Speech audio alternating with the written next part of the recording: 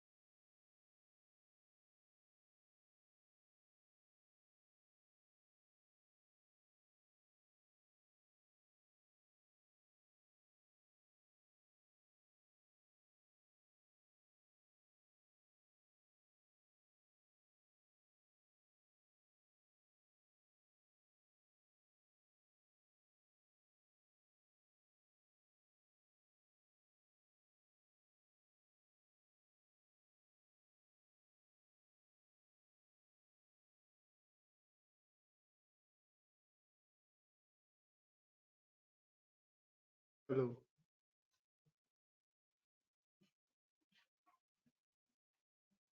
आवाज आ रहा है? हेलो।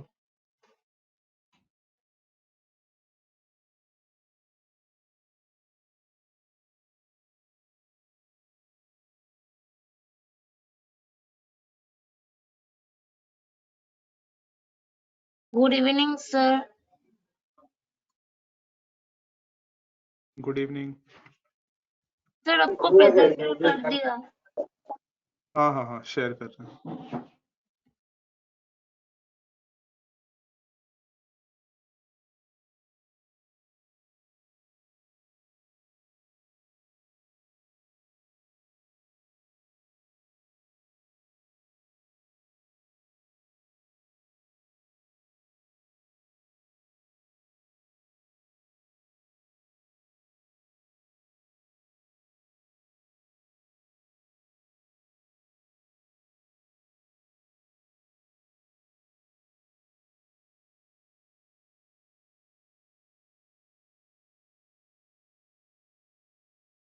स्क्रीन विजिबल है ना सबको? हाँ सर। हाँ ठीक सर। है। हाँ सर। ओके। सो लास्ट हम लोग का स्टाइल्स तक हुआ था HTML का, तो एक बार रिवाइज कर लेते हैं स्टार्टिंग से।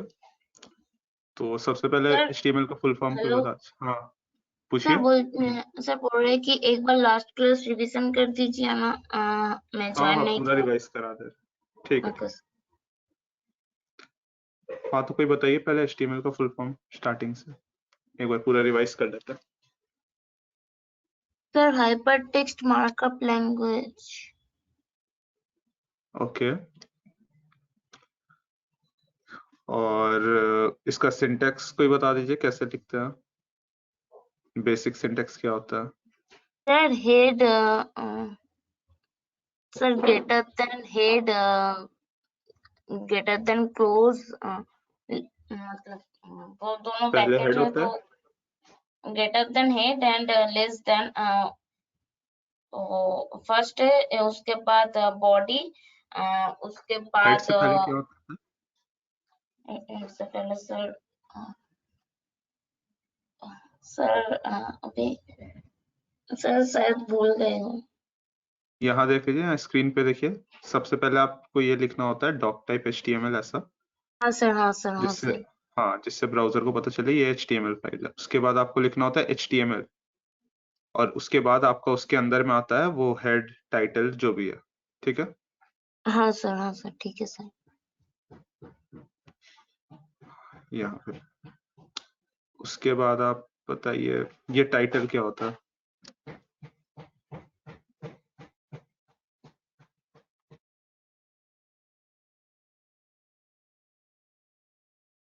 Anyone? ये टाइटल टैग क्या होता है?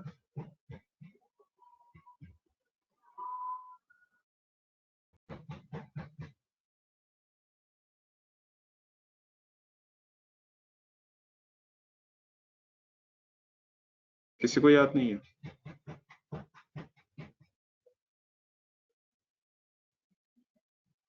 नहीं सर।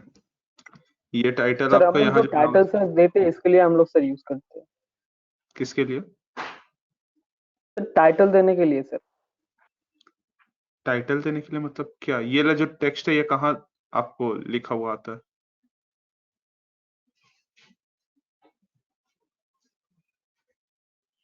मतलब टाइटल हम लोग सब ये दे रहे हैं सर, इसी वजह से हम सेव कर रहे हैं वो देके। नहीं नहीं, ये वाला जो टाइटल में लिखते हैं हम लोग, टाइटल टैग में जो भी आप इसके बीच में लिखेंगे वो आपका टैब में शो होता है। जैसे यहाँ पे ये लिखा हुआ है HTML बेसिक्स, ये ऊपर टैब में, तो ये आपका टाइटल हुआ।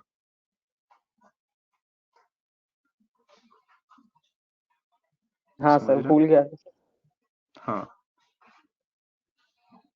और ये हेड टैग क्या होता है?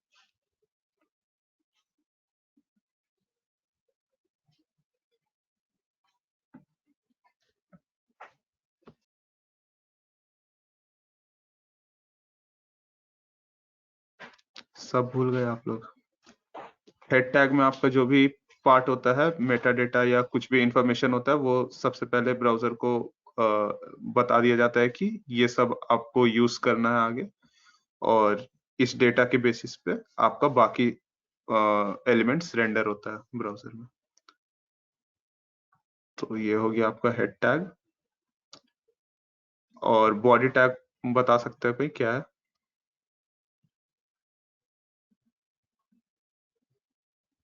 सर जो मेन पार्ट है वो बॉडी के अंदर लिखना पड़ता है, मतलब जो ओके, हम लोग जो पैराग्राफी लिखना पड़ता है तो, या कुछ और करना होता है तो सब बॉडी के अंदर में करना पड़ता है। पैराग्राफ कैसे लिखते हैं? P sir P P use लिखना। करके सर। हाँ, और हेडिंग के लिए कौन सा टैग यूज करेंगे? Sir H1। H1 बस? सर मतलब उसके बाद H1 H2 H3 ऐसे चलता है सर। और क्या होता है ये नंबर बढ़ने से? हेडिंग 1 में आपका जो कॉलेज मतलब कुछ एडवर्टाइजमेंट करना होता है तो उसके लिए तो कोई रेस्टोरेंट का नाम हेडिंग होता है, तो वो सब कुछ है। नहीं नहीं, H1 H2 H3 जो बोल रहे थे, तो डिफरेंस क्या है सब में? सर मतलब H1 देने से मतलब पहला एक हेडिंग होगा, उसके बाद सेकंड H2 देने से उसके अंदर और एक हेडिंग होगा, ऐसे चलता है सर। नहीं, ये तो नहीं बताया था। H1 किसको सबसे याद है? बड़ा होता है सर, उसके बाद हाँ, H2 H3। H1 मतलब सबसे बड़ा साइज होता है, उसके बाद H2, फिर हाँ H3 वो साइज छोटा होते जाता है नंबर के साथ। टोटल कितना हेडिंग होता है ऐसा?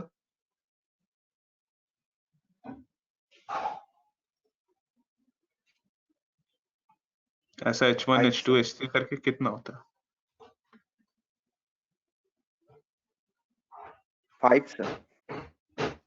टोटल 6 होता है। H6 हाँ तक होता है सर। टोटल। हाँ सर। हाँ, ठीक है, यहाँ हेडिंग देख लीजिए। देखिए, ऐसा H6 तक होता है। उसके बाद आपका पैराग्राफ हो गया,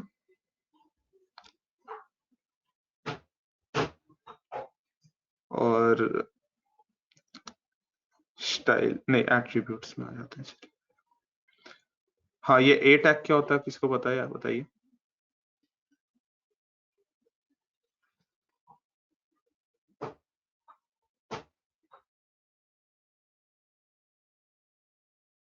ये जो ए टैग है ये क्या होता है? सर हम लोग सर ये एंकर HR टैग यूज होता करके है। हम लोग सर वो लिखते हैं सर, किसी वेबसाइट का लिंक सर लिखते हैं ऐसे।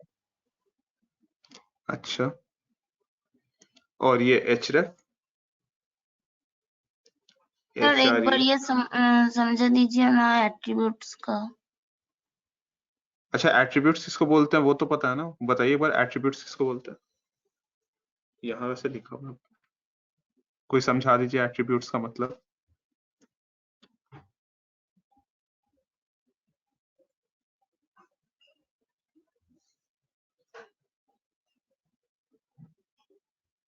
एट्रीब्यूट्स आपका कोई भी टैग को एडिशनल इंफॉर्मेशन प्रोवाइड करता है। जैसे ये एंकर टैग है, तो ये अकेले मतलब सर क्या काम? बहुत सारा एलिमेंट ऐड कर सकते हैं हम लोग attributes। एलिमेंट नहीं, उस टैग को हम लोग इन्फॉर्मेशन, जैसे ये एंकर टैग है, एंकर टैग आपका क्या होता है कि हाँ। आपका दो वेब पेज को कनेक्ट करता है, बट अच्छा सर। वो दो वेब पेज कौन सा है, वो इन्फॉर्मेशन कौन होल्ड करता है? ये HREF, हाइपरलिंक रेफरेंस।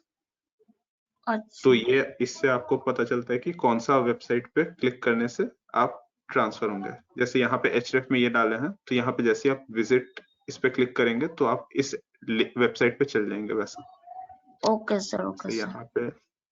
यहाँ पे जैसे इसके जगह हम लिख देते हैं google.com। ठीक है, अब यहाँ पे हम अगर इसको ऐसे क्लिक करेंगे तो यहाँ गूगल खुलना चाहिए था, बट खुला नहीं।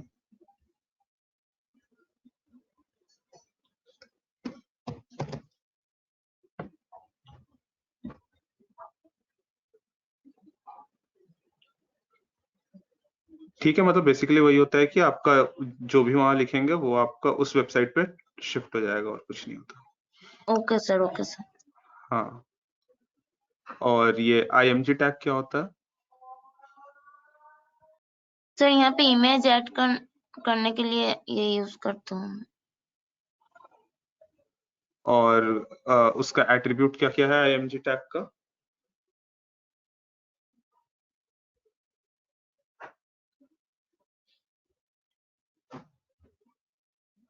उसके साथ हम लोग क्या क्या एट्रीब्यूट यूज करते हैं उसको और इंफॉर्मेशन देने के लिए? सोर्स है SRC सोर्स होता है और सर हाइट विथ जी हाइट और विड्थ। अच्छा, एब्सोल्यूट URL और रिलेटिव URL किसी को याद है तो बताइए।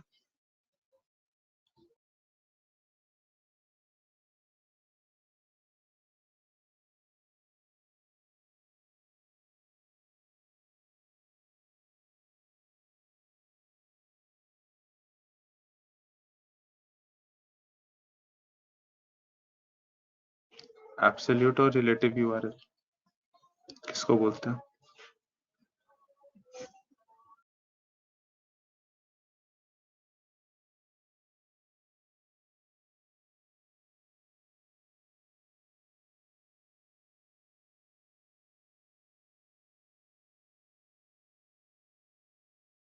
किसी को याद नहीं? देख लीजिए, एब्सोल्यूट URL उसको बोलते हैं जहां पे हम लोग एक आपका फिक्स्ड कोई वैल्यू दे देते हैं इमेज का, जैसे ये आपका हो गया एब्सोल्यूट, ठीक है। सॉरी, एब्सोल्यूट में आप जहाँ पे लिंक दे देते हैं, दूसरे वेब पेज से आप इमेज उठा के लाते हैं और जहाँ पे आप ऐसा लिंक प्रोवाइड करते हैं वो हो जाता है आपका एब्सोल्यूट URL।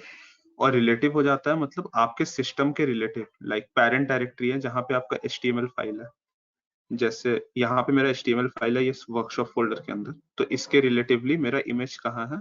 यहाँ है। तो अगर हम ऐसे इमेज ऐड करते हैं तो ये आपको हम लोग बोलते हैं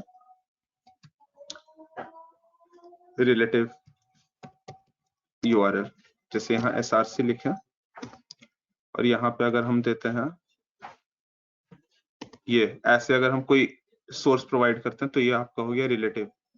इस पेरेंट डायरेक्टरी के रिलेटिव में वो इमेज का फाइल यहाँ है।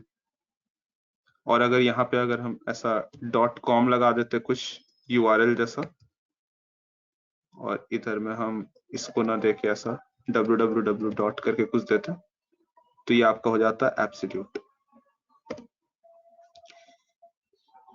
ठीक है। तो स्टाइल में आते हैं। अच्छा बताइए, ये वाला अगर आपको आउटपुट लाना है तो कैसे लाएंगे?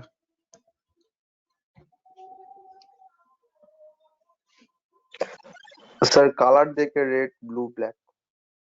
कहाँ देंगे कलर? सर हेडिंग टैग के अंदर। सिंटेक्स बता दीजिए एक बार, कैसे लिखेंगे? सर हेडिंग टैग का फर्स्ट ओपन क्लोज होगा, उसके अंदर सर कलर देके colour equals to inverted comma, उसके अंदर स्टाइल, सॉरी सर स्टाइल लेके उसके अंदर कलर रेड होगा। हाँ स्टाइल देके उसके अंदर में कलर रेड करेंगे। इसका स्टाइल टैग यूज करने का ऐसा सिंटेक्स है, style equals to double inverted comma में फिर प्रॉपर्टी नेम कोलन देके प्रॉपर्टी का वैल्यू और सेमीकोलन देके क्लोज, और फिर यहाँ पे इन्वर्टेड कॉमा बंद और ये ब्रैकेट बंद। तो यहाँ पे हम लोग देखे थे बहुत सारा प्रॉपर्टी, जैसे बैकग्राउंड कलर देखे थे। स्टाइल देके बैकग्राउंड कलर आप जैसी डालेंगे तो आपको वो बैकग्राउंड कलर चेंज हो जाएगा। लाइक यहाँ पे इसका बैकग्राउंड कलर क्या है? व्हाइट है। अगर इसका ब्लू करेंगे तो ये ब्लू हो जाएगा कलर, ठीक है। यहाँ पे आपका ये भी सेम चीज है। टेक्स्ट कलर के लिए हम लोग यूज करते हैं कलर प्रॉपर्टी। तो जैसे यहाँ पे कलर लिखेंगे और उसका वैल्यू में कोई भी आप वैल्यू डालेंगे तो ये आपका हो जाएगा ब्लू कलर का। फिर ये हम लोग देखे थे फॉन्ट फैमिली। यहाँ पे आपका जो फॉन्ट फैमिली देखते हैं आप कोई भी वर्ड और वो सब में, तो उसमें से आप कुछ भी ऐसा सेलेक्ट करके डालेंगे तो आपका वेबसाइट में वैसा फॉन्ट फैमिली आ जाएगा। फिर ये फॉन्ट साइज होता है, टेक्स्ट अलाइन होता है, ये सब हम लोग देखे थे लास्ट क्लास में। इसके बाद हम लोग क्या देखे थे? फॉर्मेटिंग। फॉर्मेटिंग में मतलब चलिए ठीक है, ये वाला बताइए इसका कैसे लिखते हैं। ये वाला बोल्ड करना है तो क्या यूज करते हैं? सर बी बोल्ड करना तो बी से, और सर उसके बाद और इटैलिक किससे आई होगा। बोल्ड और किससे होता है? बी और स्ट्रॉन्ग सर, स्ट्रॉन्ग। हाँ, तो यहाँ पे ये सब आपका कुछ लिस्ट है। ये देखिए, बी से आपका बोल्ड होता है, स्ट्रॉन्ग आपको बोला जाता है इंपॉर्टेंट टेक्स्ट, इससे भी आपका बोल्ड होता है। लेकिन इसको हम लोग इसलिए यूज करते हैं अगर कोई आपका कोई आपके साथ जैसे आप लोग ग्रुप में काम कर रहे हैं तो उससे आपका कोई अगर कोड देखे तो समझ में आए कि ये आपका टेक्स्ट जो है वो इम्पोर्टेंट है, तो इसलिए हम लोग स्ट्रॉन्ग टैग यूज करते हैं। ये बस समझने के लिए, बट आउटपुट में आपका दोनों का आउटपुट सिमिलर आएगा। सिमिलरली आपका ये आई और ईएम टैग ये भी आपका सेम होता है, बट ये बस लिखने में ऐसा अलग है ताकि समझ में आए ये एम्फसाइज किया हुआ है। एम्फसाइज मतलब आपको उसके ऊपर फोकस ज्यादा डाला गया। फिर ये मार्क आपका होता है किस लिए? हाईलाइट करने के लिए, दिखाते रहते हैं। चलिए, बोल्ड वाला आप लोग जैसा देख लिया, ये ऐसा बोल्ड होता है, बी के बीच में लिखा हुआ है, ये बोल्ड हो गया। ठीक, उसके बाद यहाँ आए हम लोग, ये देखिए स्ट्रॉन्ग, यहाँ स्ट्रॉन्ग लिख दिए, आउटपुट सेम है, बस यहाँ पे आपको देखने में अलग है। This text is important. ठीक है, यहाँ पे आई में आ गए। आई से पता ही आपको क्या होता है, इटैलिक्स होता है। यहाँ पे अगर हम ईएम कर देंगे तभी भी आउटपुट सेम आएगा। देखिए कोई चेंज नहीं, सेम है। तो ईएम से भी सेम होता है। स्मॉल से आपका क्या होता है कि टेक्स्ट आपका स्मॉल हो जाएगा बस, ये तो सिर्फ एक्सप्लेनेटरी है। देखिए डिफॉल्ट साइज उसका कुछ होता है इतना, तो वो डिफॉल्ट से छोटा हो जाता है। ये हम आपको बताए थे, जैसे आप पासवर्ड वगैरह और वो सब में जो एरर मैसेज आता है कुछ भी, तो वो आपका ये स्मॉल टैग यूज करके आप वहां दे सकते हैं इसको। उसके बाद आपका आता है ये मार्क, जैसे आप हाइलाइटर से हाईलाइट करते हैं वैसे ये देखिए येलो कलर का इसका बैकग्राउंड हो जाता है। इसको मार्क कर दिया। मान लीजिए इसको भी हमको मार्क करना है, इसको हम उठाएं और इसके बीच में ऐसा डाल दिया, देखिए ये भी मार्क हो गया। इस टैग के बीच में जो भी रहेगा सब आपका हाईलाइट हो जाएगा। ठीक है, ये डिलीट टैग से क्या होता है, आपका वो स्ट्राइक हो जाता है। व्हाट्सएप में आप देखे होंगे स्ट्राइक थ्रू यूज करते हैं आप लोग, तो वही सेम इफेक्ट यहाँ पे ऊपर में एक लाइन आ जाएगा ये डिलीट में। अगर हम इसको भी ऐसा इसके अंदर डाल देते हैं तो देखिए सब स्ट्राइक हो गया।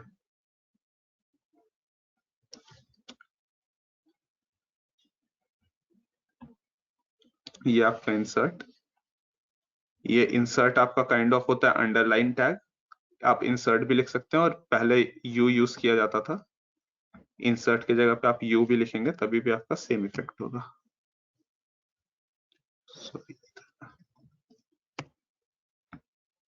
देखिए इंसर्ट मतलब अंडरलाइन, आप यू यूज करिए या इंसर्ट यूज करिए एक ही बात है, मतलब INS। और उसके बाद आता है सब। सब मतलब सबस्क्रिप्ट या सुपरस्क्रिप्ट होता है, SUP मतलब। ठीक है, तो सबस्क्रिप्ट मतलब जो आपका छोटा सा नीचे लिखा हुआ, जैसे H2O लिखते हैं तो वो आपका हो गया सबस्क्रिप्ट, ऐसा। ठीक है, और जो भी आप सब के बीच में लिखेंगे वो ऐसा नीचे होके आ जाएगा छोटा सा। और सुपर में आपका सिमिलरली क्या होगा, जैसे पावर आप देते हैं किसी का x स्क्वायर y स्क्वायर वैसा, तो यहाँ पे ये ऊपर में आ जाएगा। इसको बोलते हैं सुपरस्क्रिप्ट, SUP। इसमें कुछ हार्ड नहीं है, बस आप लोग को याद रखना है कि किससे क्या क्या होता है, और कुछ नहीं। हो गया। फिर यहाँ हम लोग ये कोटेशंस देखे थे कुछ, ये ब्लॉक कोट है। तो ब्लॉक कोट कहाँ यूज करते हैं, जहां पे हम अगर दूसरे के, जैसे हम विकिपीडिया से कुछ कंटेंट उठाएं तो ब्लॉक कोट में हम ऐसा उसको क्रेडिट दे देते हैं कि यहाँ से हम लिए हुए हैं, और ताकि आपके जो कलीग्स हैं, कोडर लोग हैं, तो वो लोग ऐसा देख के समझ पाए कि ठीक है इसके बीच में जो कंटेंट है वो इस वेबसाइट से ऐसा लिया हुआ है, और ब्लॉक कोड के बीच में जो भी रहेगा वो आपका कुछ गैप के बाद आपका ऐसा कंटेंट ऐसे स्टार्ट होगा जैसा पैराग्राफ होता है, और इसमें कुछ नहीं है। उसके बाद आता है आपका ये कोटेशन, यहाँ पे आपका बस ये कोटेशन मार्क लग जाता है, डबल इन्वर्टेड कॉमा जैसा है, इसके लिए यहाँ पे ये टैग दिया हुआ है क्यू टैग। ये सब उतना इंपॉर्टेंट नहीं है, बस जान के रखिए। ये आपका है एब्रिविएशंस। एब्रिविएशंस मतलब शॉर्ट फॉर्म आप लोग को पता होगा। यहाँ जैसे एग्जांपल में देखिए WHO, तो इसके ऊपर आप ऐसा हवर करेंगे तो यहाँ देखिए लिखा हुआ आ गया world health organisation, full form आ गया इसका। तो यहाँ पे फुल फॉर्म कैसे आया, वो ABBR टैग से। यहाँ कोड में देखिए ABBR डाला हुआ है, और यहाँ टाइटल में लिख दिया है वर्ल्ड हेल्थ ऑर्गेनाइजेशन, और यहाँ पे फिर से ABBR मतलब बंद किया हुआ है। तो इसके ऊपर आप जैसे हवर करेंगे आपको यहाँ दिखा देगा कि इसका फुल फॉर्म ये है। अब आप यहाँ फुल फॉर्म ना देखे आप कुछ और भी ऐसा लिखेंगे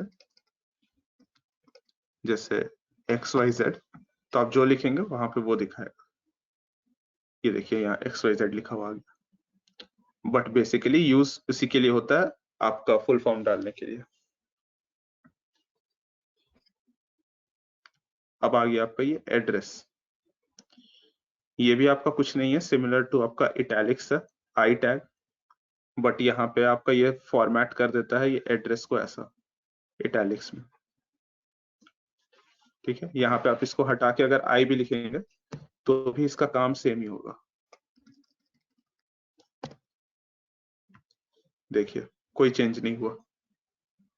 ठीक है, बस इसका नाम अलग है ताकि आप जो भी ये, अब बड़े बड़े वेबसाइट तो एक लोग वैसा मिलके बनाते नहीं है, बहुत कोई मिलके बनाता है, तो ऐसा कोड शेयर होता है तो उसमें समझने में आसानी हो सबको, इसलिए ये सब टैग को बनाया गया है।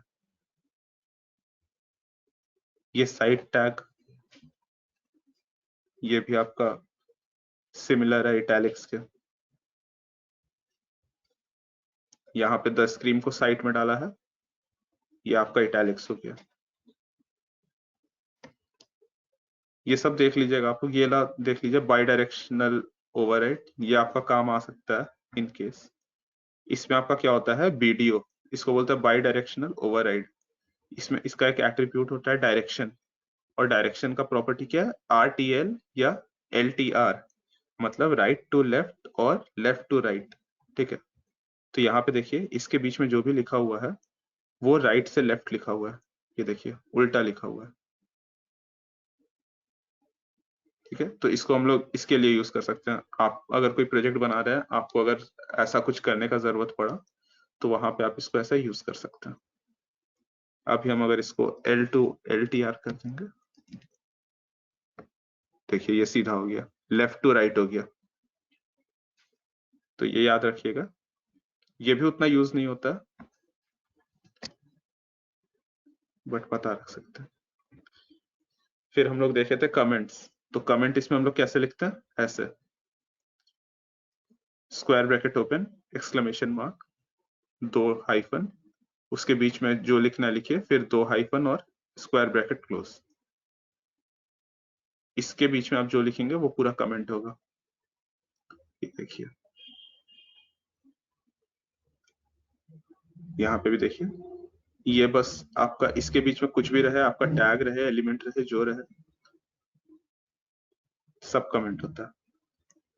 कलर्स आप लोग को पता था, वो RGB हेक्स ये सब कलर बताए थे आप लोग को। कलर आप बहुत तरीके से दे सकते हैं, इसमें कुछ प्री डिफाइंड कलर है यहाँ पे, ये सब या तो आप ये यूज कर सकते हैं या फिर आप हैश वैल्यू यूज कर सकते हैं, जैसे RGB में गए तो आप ऐसे करके वैल्यूज लिख सकते हैं। ठीक है, अगर सब 255 होता है, ये 0 से 255 के बीच में, ये 0 से 255 के बीच में रेंज करता है, और इसका वैल्यू जैसे जैसे चेंज होता है वो कलर का इंटेंसिटी उस हिसाब से कम या ज्यादा होता है और ये कलर बनता है।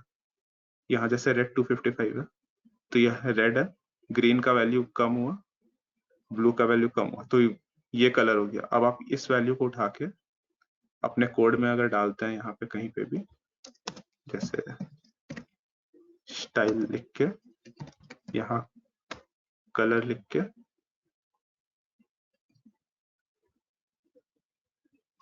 अगर इसको आप देखेंगे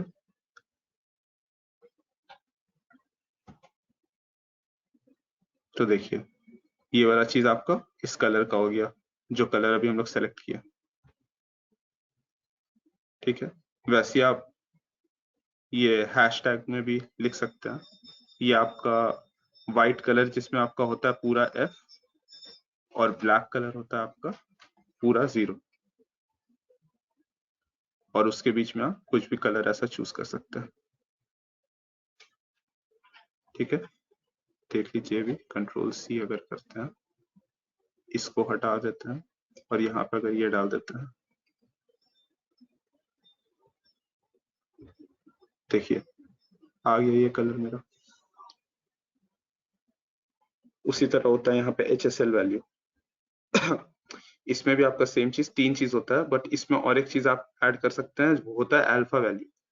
अल्फा हम लोग बोलते हैं ओपेसिटी को, लाइक कितना लाइट पास हो रहा है। ठीक है,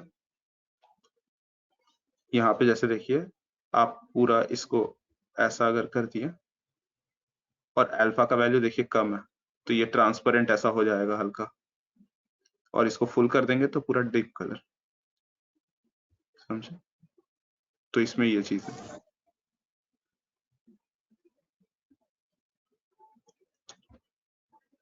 तो उसके बाद हम लोग स्टार्ट किए थे CSS, जिसमें हम लोग पढ़े थे कितना टाइप का CSS होता है। बताइए कितना टाइप का होता है? Inline, external, internal. इनलाइन किसको बोलते हैं? कैसे लिखते हैं इनलाइन? सर अभी तक हम लोग जो किए थे वो स्टाइल लिख के H1 टैग के अंदर वो इनलाइन होता है सर। हाँ, और इंटरनल? सर वो हेड के अंदर होता है, सेम पेज के, वो HTML सेम पेज के अंदर हेड के अंदर होता है सर स्टाइल। कैसे लिखते हैं उसको?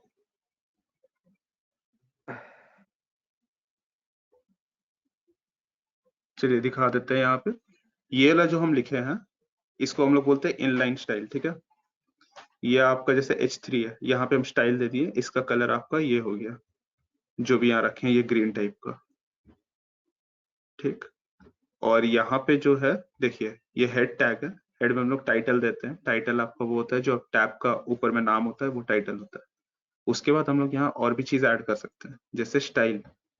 ये स्टाइल टैग ऐड किए, फिर यहाँ स्टाइल ओपन और क्लोज के बीच में हम क्या लिखे हैं? H1। ठीक है, H1 मतलब आपको दूसरा टैग का नाम लिखना है। तो जहां जहां पे भी H1 यूज होगा वहां वहां पे आपका उसका कलर सेम हो जाएगा, जो भी आप स्टाइल डालेंगे वो स्टाइल हो जाएगा। जैसे I am blue, ठीक है, और यहाँ पे इसका कलर कर देते हैं ब्लू। अब देखिए ये भी आपका H1 है, ब्लू हो गया। ये भी आपका H1 है, ये भी ब्लू है। मेरे को 2 बार ऐसा यहाँ पे ये स्टाइल देके इंडिविजुअल दोनों में डालना नहीं पड़ा। हम एक बार में यहाँ पे लिख दिए, और जहां जहां ये चीज है वो सब जगह रिप्लेस हो गया। जैसे आप प्रोग्रामिंग करते हैं पाइथन में, आप x का वैल्यू मान लीजिए 5 दिए, उसके बाद कहीं पे भी आप x का वो वैल्यू यूज करेंगे तो वो 5 ही रहेगा ना। उसी तरह यहाँ पे भी H1 को आप ये चीज असाइन कर दिए, ये स्टाइल, तो आप कहीं पे भी H1 यूज करेंगे तो आपका ये स्टाइल अप्लाई होगा उसमें। अब मान लीजिए अगर हम इसका साइज छोटा कर देते हैं 50, ठीक है, तो देखिए दोनों का साइज छोटा हो गया, हमको अलग अलग से नहीं करना पड़ा। सिमिलरली यहाँ पे बॉडी में जैसे यहाँ हम डाल दिए कुछ भी कलर, तो वो पूरा बॉडी के लिए ये ब्लैक कलर हो गया। अगर हम इसको चेंज कर देते हैं कुछ और कलर में, सेव करते हैं, देखिए बॉडी का कलर वो हो गया। आप इसमें बताइए कि अगर हम जैसे यहाँ देखिए H3 का हम यहाँ कलर रखे हैं व्हाइट और यहाँ कलर रखे हैं ग्रीन, तो आप जैसे देख रहे हैं ये व्हाइट कलर होना चाहिए था टेक्स्ट का, लेकिन व्हाइट ना होके ये क्या हो रहा है आपका ग्रीन कलर हो रहा है। तो इससे क्या पता चल रहा है कि जो इनलाइन स्टाइल है उसका प्रायोरिटी ज्यादा है, मतलब वो आपका सबसे लास्ट में आपका क्या रेंडर हो रहा है, H3 रेंडर हो रहा है। तो आपका जो भी इनलाइन स्टाइल है वो ओवरराइट कर देगा आपका एक्सटर्नल या इंटरनल स्टाइल को, ठीक है। ये आपका इंटरनल स्टाइल था, इसको ओवरराइट कर दे रहा है। ओवरराइट मतलब ये व्हाइट कलर पहले होता है, लेकिन फिर यहाँ जब आता है रेंडरिंग के समय तो यहाँ पे देखता है कि इसका कलर तो ग्रीन है, तो व्हाइट नहीं होके वो ग्रीन हो जाता है। और बाकी प्रॉपर्टी सेम है इसका। बाकी देखिए ये बॉर्डर हो रहा है, पैडिंग हो रहा है, मार्जिन हो रहा है, सब हो रहा है, लेकिन कलर आपका ये वाला हो जा रहा है, ओवरराइट हो जा रहा है। यहाँ पे अगर हम कलर यस यहाँ कलर चेंज अगर कर दें, देखिए कलर चेंज हो जा रहा है। इधर हम कुछ भी करें उसको फर्क नहीं पड़ता है। यहाँ पे अगर हम ब्लू कर दे इसको, कुछ नहीं होगा, ये रेड ही रहेगा। पैडिंग और मार्जिन में डिफरेंस बताइए कोई।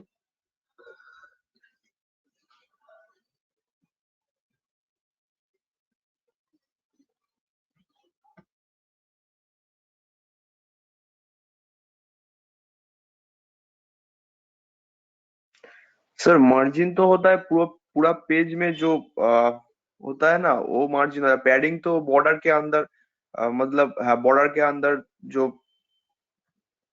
नहीं नहीं, और किसको याद है?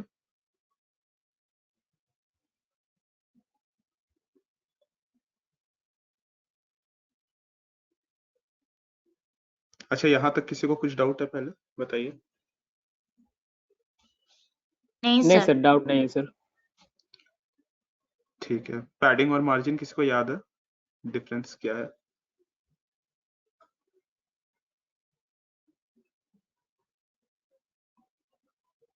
ठीक है, चलिए बताते हैं। पैडिंग आपका होता है इंटरनल, जैसे रुकिए इसको हम कर देते हैं, हटा ही देते हैं पूरा।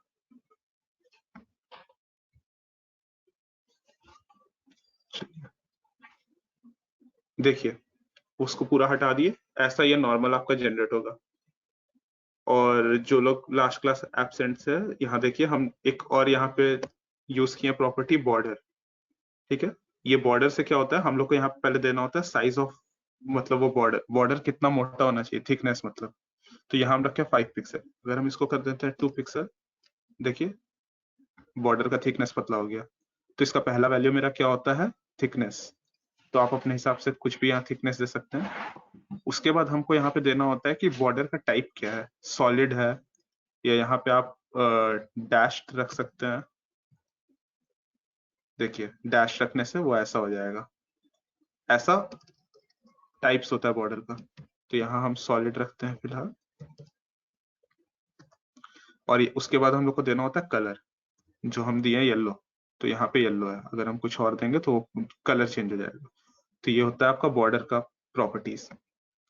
उसके बाद यहाँ पे बॉर्डर अगर बता रहे तो ये भी देख लीजिए, बॉर्डर में और भी प्रॉपर्टीज होता है, जैसे बॉर्डर टॉप।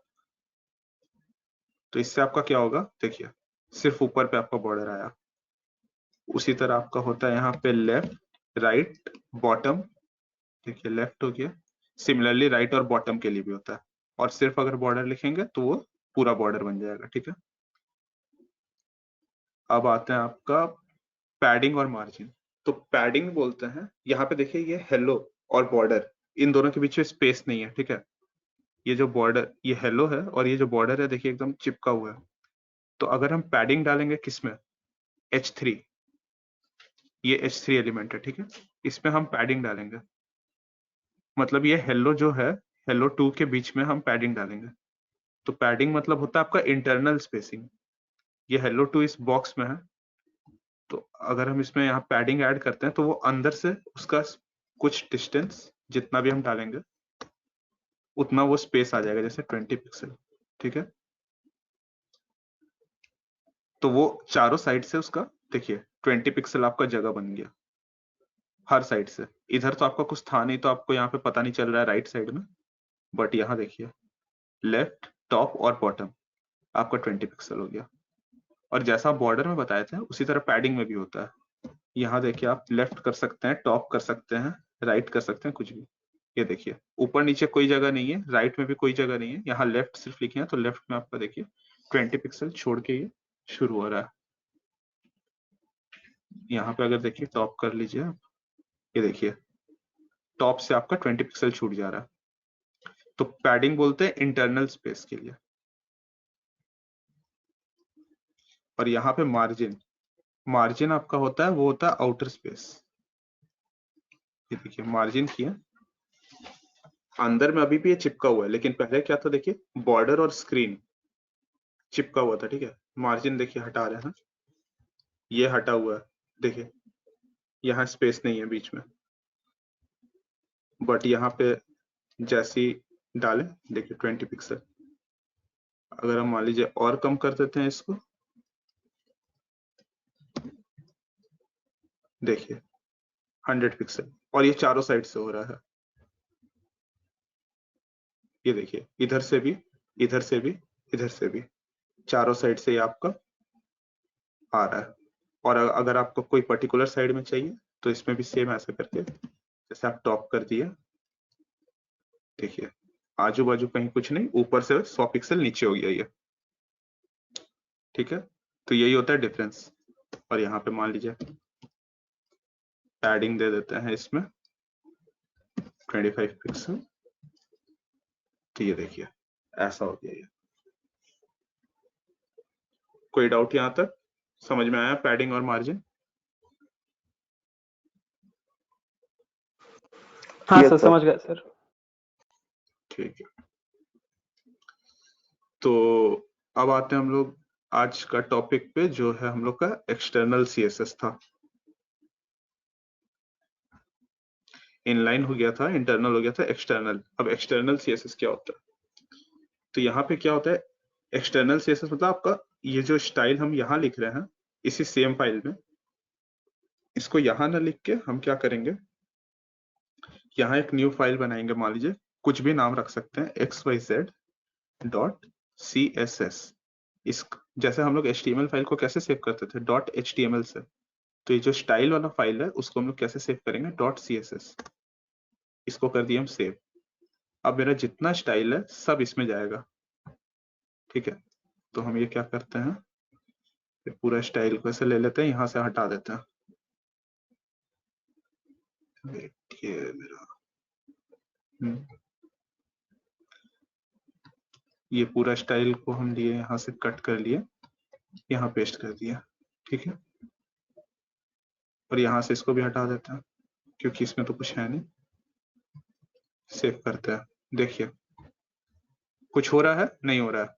ये रेड क्यों है, क्योंकि यहाँ पे हम लोग डाले हैं इनलाइन सीएसएस, ठीक है। ये हम लोग इसमें डाले हैं इसलिए इसका स्टाइल है, बाकी कुछ नहीं है इसमें। अब हम लोग को क्या करना है कि ये जो अलग से फाइल बनाया है इसको हम लोग को अब बोलेंगे कि यूज करना है। तो इसको यूज कैसे करते हैं, तो इसी हेड टैग में हम लोग क्या करेंगे, यहाँ पे लिंक बनाएंगे। लिंक यहाँ पे, या फिर आपको ये भी नहीं करना है,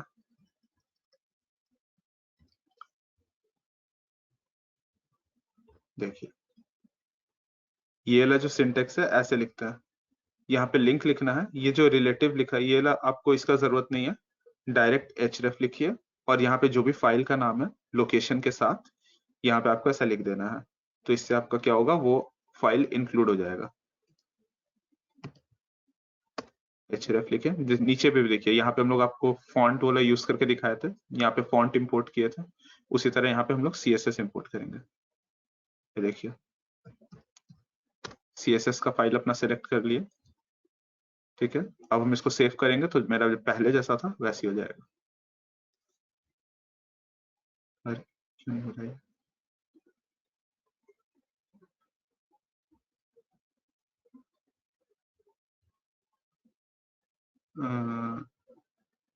ओके आई गेस ये रेल देना ही होगा मतलब।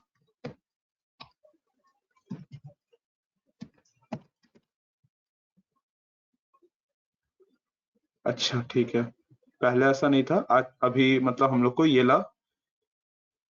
ये जो चीज है इसको हम लोग को देना होता है। REL देके यहाँ पे हम लोग को बताना होगा कि ये क्या चीज लिंक कर रहे हैं हम लोग।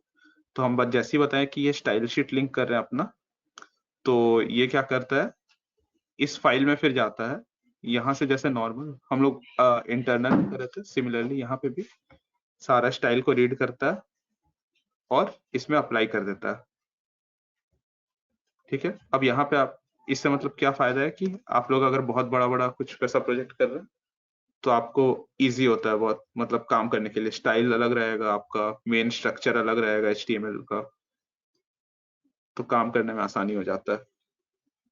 तो ये हो गया आपका एक्सटर्नल CSS। देखिए ये आपका HTML फाइल, ये आपका नॉर्मल CSS फाइल अलग से बनाया है style.css, जिसको यहाँ पे इंक्लूड किया हुआ है। यहाँ पे कुछ डाउट?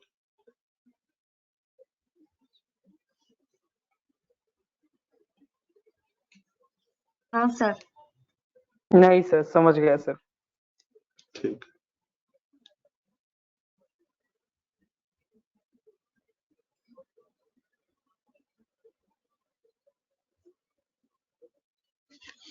तो आगे बढ़ते हैं। यहाँ पे लिंक्स फिर से बताया गया है।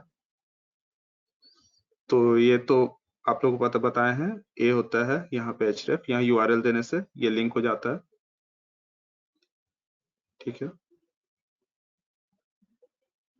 यहाँ आपका नया एट्रीब्यूट है, देखिए टारगेट। ठीक है, ये टारगेट एट्रीब्यूट से आपका क्या होता है करके दिखाते हैं। यहाँ जैसे ये hello2 है, इसको हम क्या करते हैं, इसको हम लिंक बना देते हैं। ओके,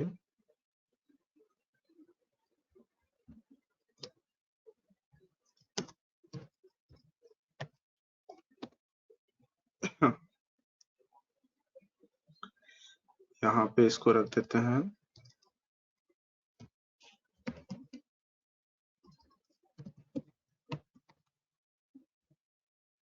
ठीक।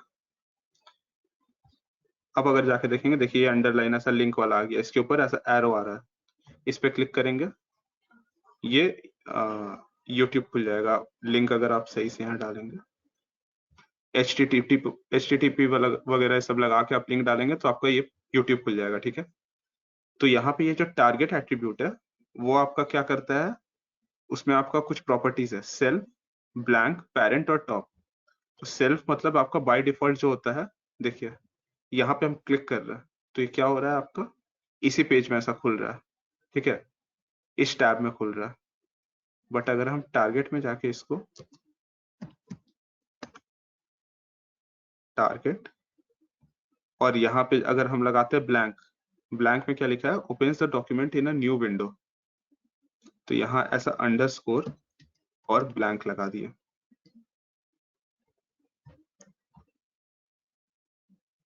अब अगर हम इस पे क्लिक करेंगे तो न्यू विंडो में खुलना चाहिए, बट खुल क्यों नहीं रहा। वेट, यहाँ देखिए जैसे यही लिंक है HTTP के साथ है, Ctrl+C।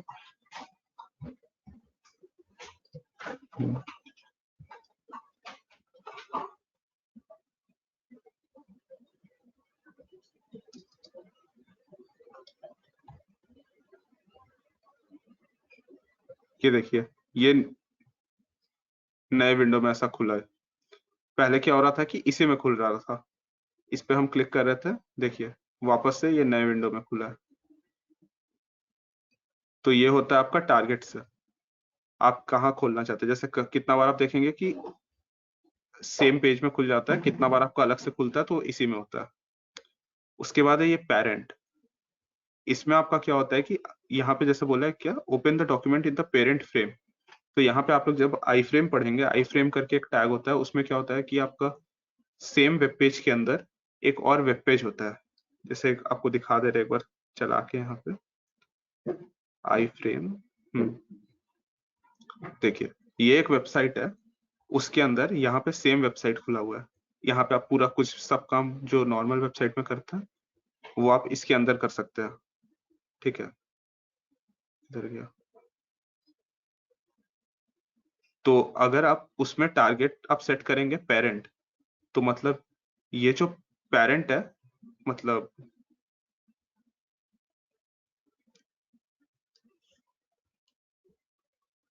opens the document in the parent frame. parent frame मतलब ये जो parent frame है, मतलब मेन स्क्रीन।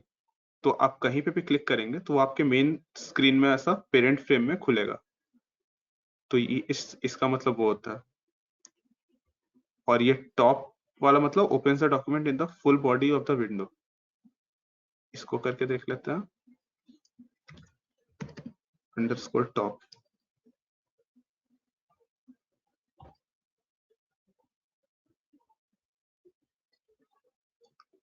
कुछ नहीं हुआ।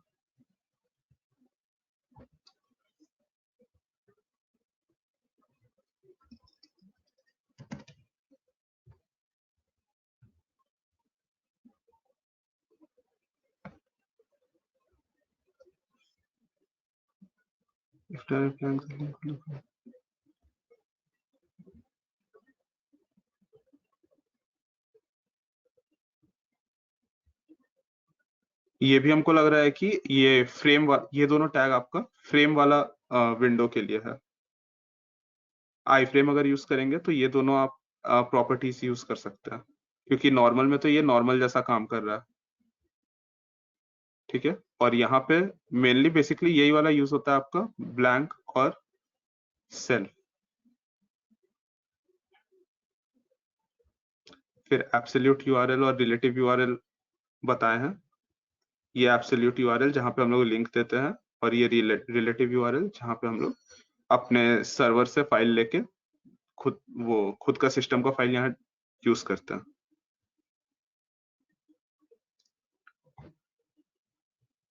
अब यहाँ है लिंक कलर्स। आप लोग देखते होंगे गूगल पे आप अगर कुछ भी लिंक ओपन करते हैं तो उसका कलर चेंज हो जाता है।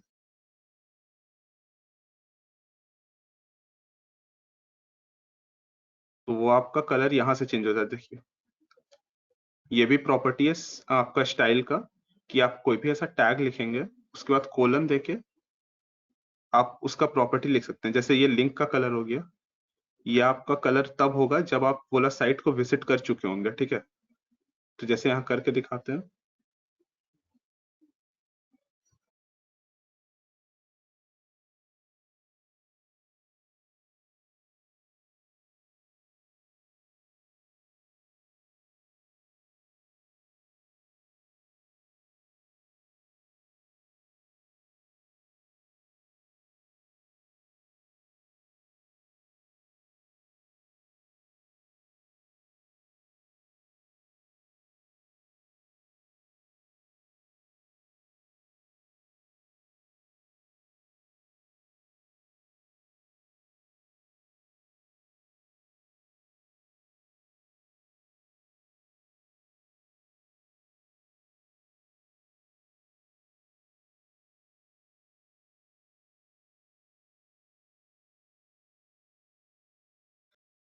और इसमें क्या होता है, हवर और एक्टिव। ओके,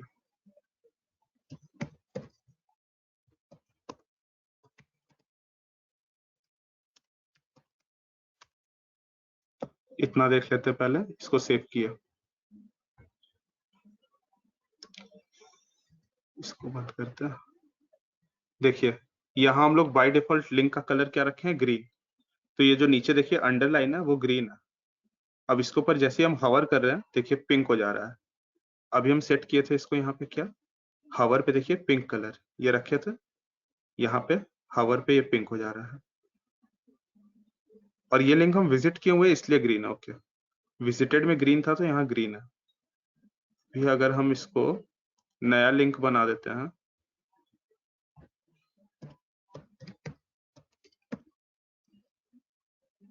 ये देखिए अभी हम लिंक चेंज किए, ये ला लिंक हम विजिट नहीं किया। तो यहाँ हम क्या रखे हैं स्टाइल में, देखिए लिंक का कलर रखे हैं ब्लू। तो देखिए ये ला अंडरलाइन जो है ये ब्लू है।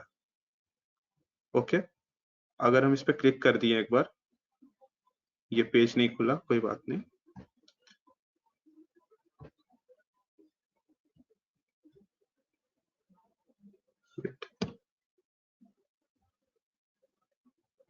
अच्छा, पेज ओपन करना होगा।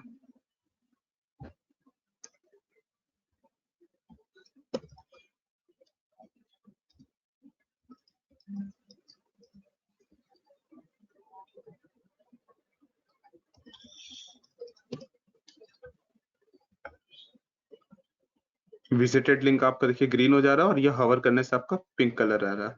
तो ये सब आपका ऐसा बहुत सारा यहाँ पे एट्रीब्यूट रहता है, जैसे कि और है आपका यहाँ पे, ये देखिए यहाँ पूरा लिस्ट आ जा रहा है। यहाँ पे आप इतना सारा में से कुछ भी आप यूज कर सकते हैं, सबका अलग अलग फंक्शन है। ठीक है, तो ये सब आप लोग पढ़ के या यूज कर करके खुद से सीख जाएंगे।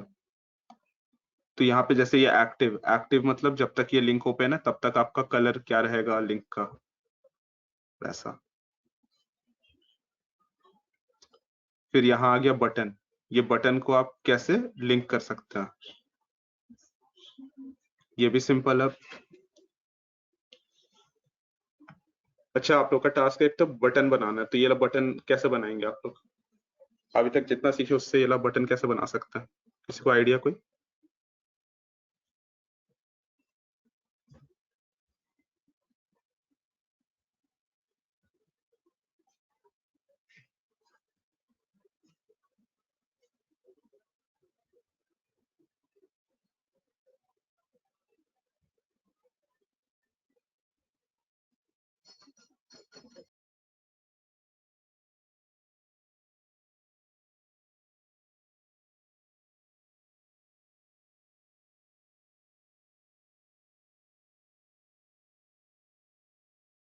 चलिए दिखा देते हैं हम ही। यहाँ पे जैसे ये H3 था,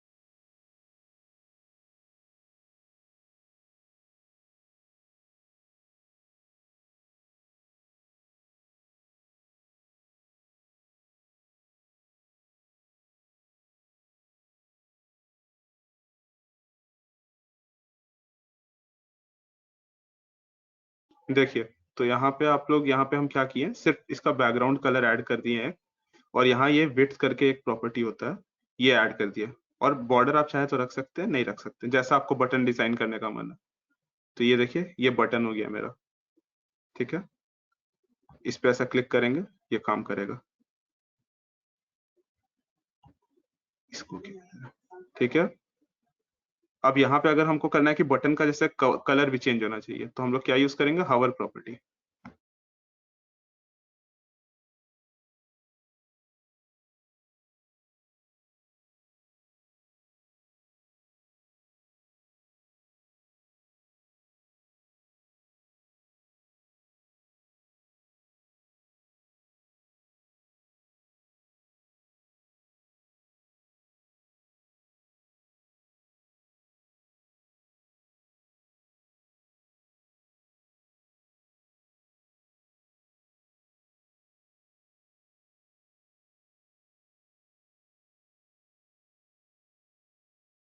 देख रहे हैं यहाँ पे, ये देखिए हवर कर रहे हैं इसके ऊपर, बटन का कलर चेंज हो रहा है, जैसे नॉर्मल वेबसाइट सब में होता है आपका, ऐसा कलर चेंज होता है जिससे पता चले कि ये बटन है। तो यहाँ पे भी वही हो रहा है। चाहे तो आप टेक्स्ट का कलर भी साथ में चेंज कर सकते हैं। यहाँ अगर आप गए कलर में जाके इसको आप कर देते हैं, मान लीजिए व्हाइट। ठीक है, तो देखिए क्या हो गया इसमें।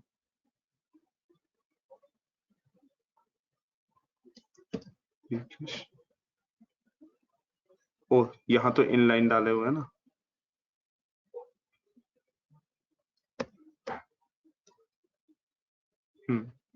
ये देखिए टेक्स्ट का कलर भी चेंज हो जा रहा है व्हाइट में। तो ये सब यूज करके आप कुछ भी बना सकते हैं। यहाँ पे भी सेम चीज किया हुआ है, बटन है, आपको यहाँ थोड़ा सा ये सब डेकोरेशन डाला है। टेक्स्ट अलाइन आपको बताया था लास्ट क्लास, सेंटर मतलब ये जो लिखा हुआ चीज है ये सेंटर में आ जा रहा है। टेक्स्ट डेकोरेशन नन, इससे आपका क्या होता है, आपका वो जो अंडरलाइन दिख रहा है वो भी आपका नहीं रहेगा। यहाँ हम जाते हैं, यहाँ रखते हैं टेक्स्ट डेकोरेशन और इसको कर देते हैं नन। नहीं इसमें नहीं था, कहाँ गया?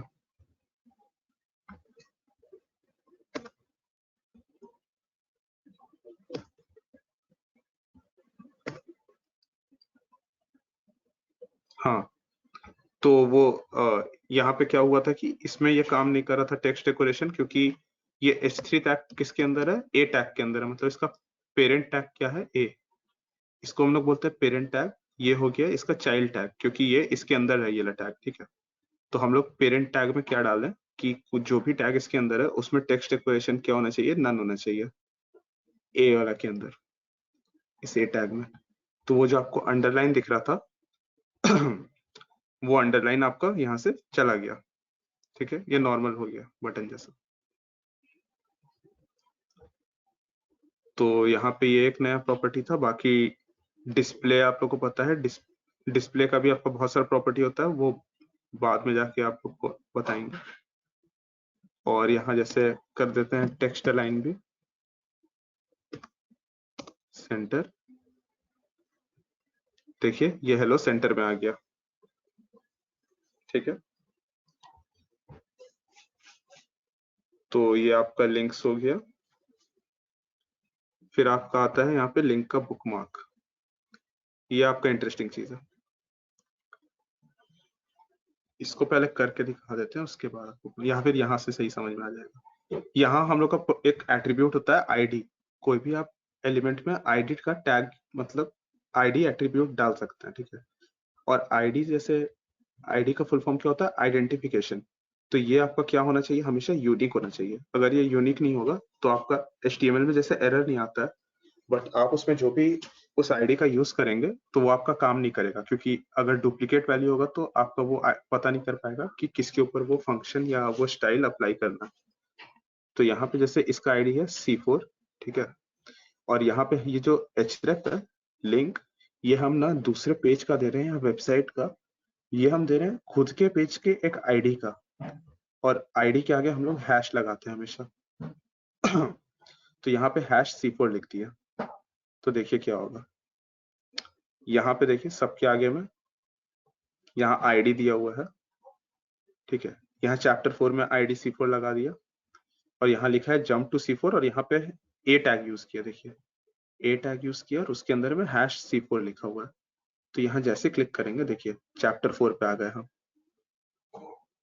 अब मान लीजिए हमको चैप्टर 2 पे जाना है, तो यहाँ पे देखिए चैप्टर 2 पे तो कुछ नहीं है, यहाँ आईडी तो दिया नहीं हुआ है। तो हम लोग क्या करेंगे, यहाँ जाके आईडी ऐड कर देंगे अपना एक, क्या आईडी ऐड करेंगे, C2, ठीक है। अब यहाँ पे हम क्या करेंगे, 4 के जगह इसको 2 कर देंगे और यहाँ लिखेंगे जंप टू चैप्टर 2 और इसको करा देंगे रन। देखिए ये वाला हम लोग का विजिटेड नहीं था तो इसका कलर देखिए वापस से ब्लू हो गया, और ये वाला विजिटेड था तो इसका कलर देखिए अलग है, ठीक है। ये उसी प्रॉपर्टी से हो रहा है। अब हम यहाँ क्लिक किए, देखिए चैप्टर 2 पे आ गए और इसका कलर देखिए वापस से चेंज भी हो गया। यहाँ पे जैसे क्लिक किए 10, देखिए चैप्टर 10 पे आ गए। तो ये इसको हम लोग बोलते हैं बुकमार्क करना। लाइक सेम पेज के अंदर अगर हमको किसी पार्ट में जाना है, आप जैसे किसी पेज में देखेंगे होम, कॉन्टैक्ट्स, अबाउट सेक्शन होता है, उस पर आप क्लिक करेंगे तो पेज अपने आप स्क्रॉल होके उस पोजीशन पे चल जाता है। तो उसमें हम लोग यही टेक्निक यूज करते हैं। आप किसी भी चीज का आईडी दे दीजिए और जो भी बटन आप बना रहे हैं जिससे आपका उस पोजीशन पे जाए वो, तो आप वहां पे क्या करिए कि जैसे आप ये भी देखे होंगे आजकल वेबसाइट सब में रहता है, यहाँ हम एक बना देते हैं H1, आईडी रखते हैं इसका हम टॉप, और यहाँ लिखते हैं एक टाइटल ऐसा, और यहाँ कर देते हैं H1 को क्लोज, ठीक है। देखिए ये टाइटल आ गया। अब हम यहाँ क्या करते हैं, नीचे में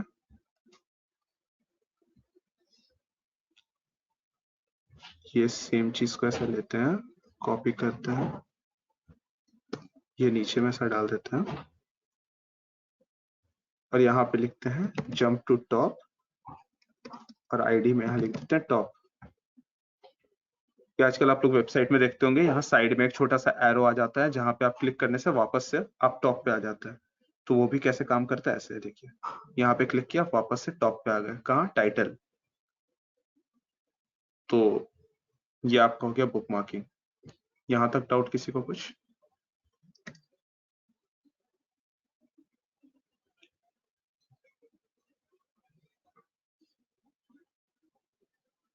नहीं सर, डाउट नहीं है सर। ओके, तो आज क्लास यही एंड करते हैं और आज आप लोग को एक असाइनमेंट देंगे, छोटा सा ही रहेगा। कल करने ओके का सर। कोशिश करें। हाँ, कोशिश करिएगा कल तक हो जाए और नहीं होगा तो बाद में डिस्कस कर लेंगे हम लोग।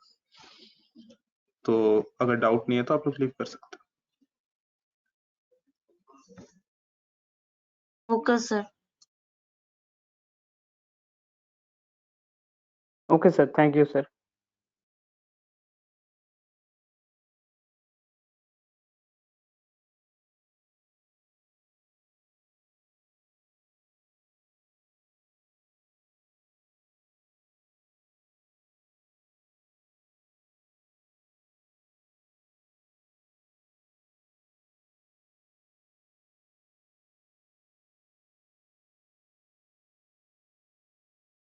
তো ক্লাসটা শেষ হয়ে গেল।